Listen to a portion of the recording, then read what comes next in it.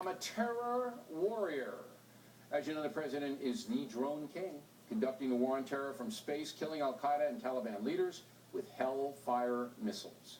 Some Americans believe that if George Bush and Dick Cheney had conducted the war like that, the American left would have gone nuts. But there is largely silence from liberals on Mr. Obama's drone strategy. Joining us now from Washington, Charles Krauthammer wrote a syndicated column this week on this subject. Not only in the United States, but around the world. You don't hear, remember the Bush cowboy, and he's doing all this stuff, and he's unilateral. Well, the drone program is certainly unilateral, and certainly the guy that's deciding is President Obama and nobody else. So the silence is deafening all over the world. And it's across the board. It's on just about every comparable issue. Think of Guantanamo.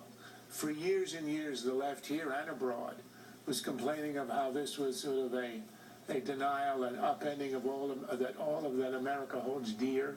Obama himself opposed it, railed against it.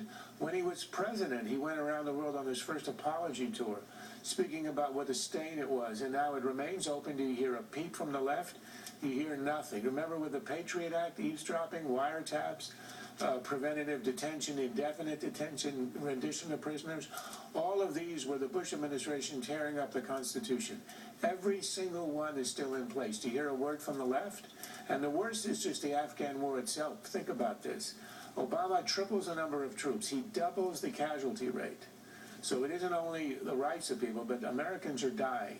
Can you imagine if this war were being conducted with the higher rate of casualties, with the surge by George Bush or even by John McCain?